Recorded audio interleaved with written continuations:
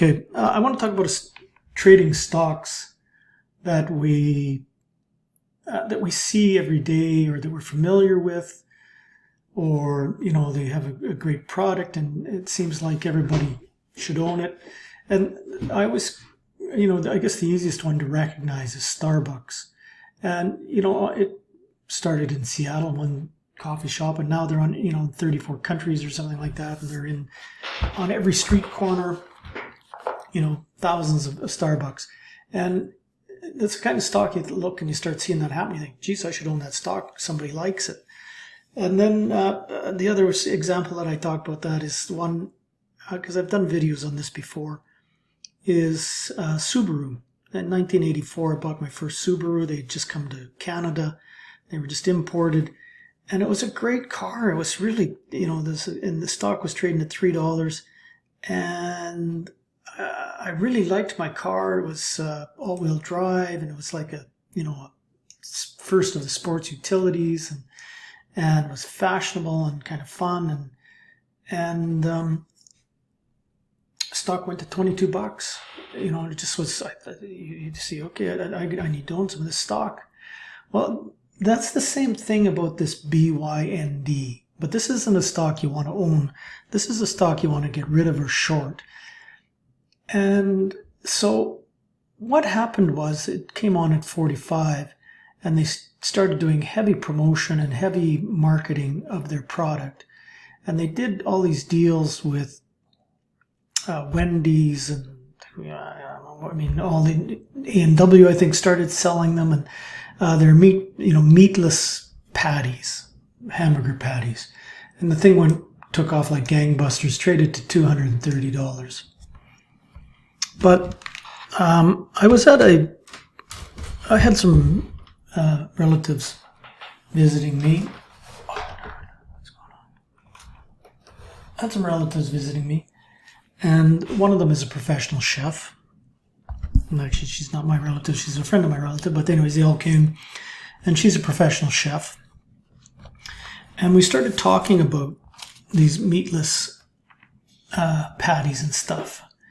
And then and also a lot of people are, becoming vegan or vegetarians and all this kind of stuff. And, that's fine. People can, eat whatever they like. But the problem is the vegans and the vegetarians, in a broader sense, I'm sure there's people that don't do this, and maybe even in the room that aren't like this, but one of the things about being a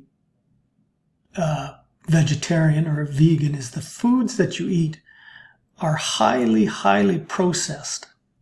And that's not healthy. They're always talking about refined sugar and white flour and white rice and all these things, tofu, that are highly processed or highly, like tofu is soybean product, but it's made from one of the mostly highly pesticided products in the market.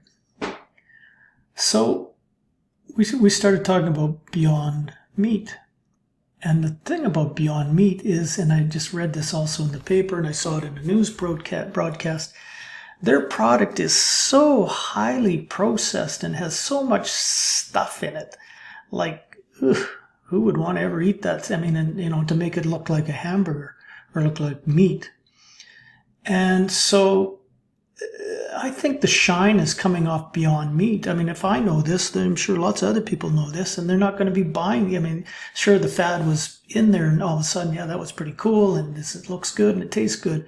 But then when you start to delve into what the product is and how it's made and what's inside it, people's mind starts to change, and they're not going to be buying this. And this is exactly the same. This is exactly the same thing like Starbucks, but in reverse.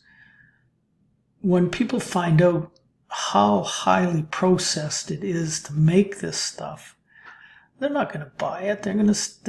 Certain companies will, certain people will do it, but it's not.